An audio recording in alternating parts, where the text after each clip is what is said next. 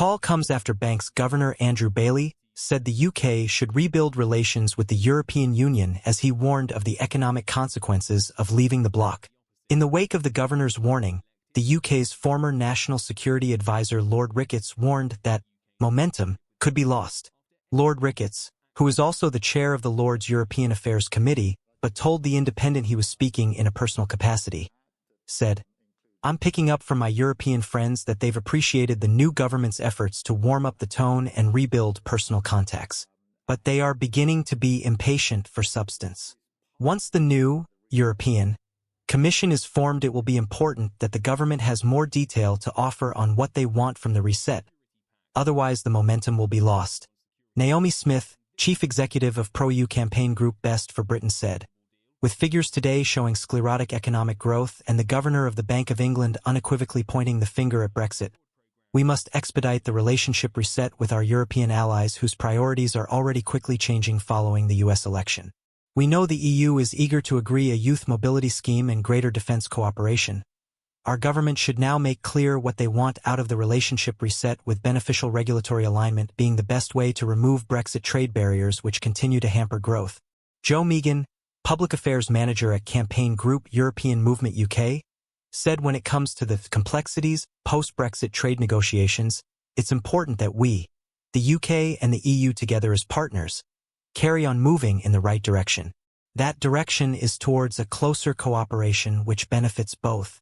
Sir Keir has promised to fix Britain's damaged relationship with the EU for the benefit of generations to come and has scored some successes, including a landmark defense deal with Germany.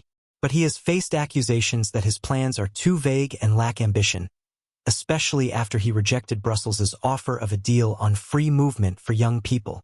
Mr. Bailey was speaking alongside the Chancellor at the annual Mansion House dinner in the City of London. He said he took no position on Brexit per se, but added, "I do have to point out the consequences. The impact on trade seems to be more in goods than services," he said. "But it underlines why we must be alert to and welcome opportunities to rebuild relations while respecting the decision of the British people."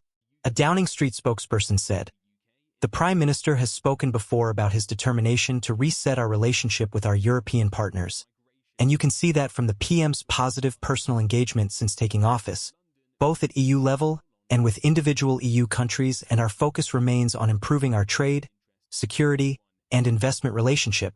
Last month, the government's independent financial watchdog warned that Brexit was on course to cut UK trade by 15%. In the run-up to 2016's referendum vote, Leave campaigners argued that trade would receive a boost from exiting the EU.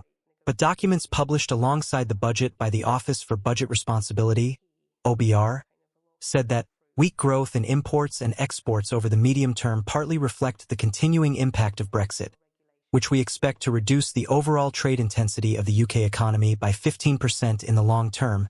Senior Vice Chair of European Movement, Molly Scott-Cato, said that as an economist she was not surprised that making trade harder with our largest export market has had a negative impact on our economy. But we don't have to just take this on the chin. There are actions we can take to address the trade barriers imposed by Brexit. However, significant economic benefits will remain out of reach unless the government is willing to choose a better deal with Europe above Trump's US and above other deals which risk undermining our standards. Join at least the EU customs union and then build from there. Mr. Bailey's remarks come a week after Donald Trump swept to victory in the US presidential election. His plans to hike tariffs on all US imports have led to warnings of a doomsday scenario for the UK economy.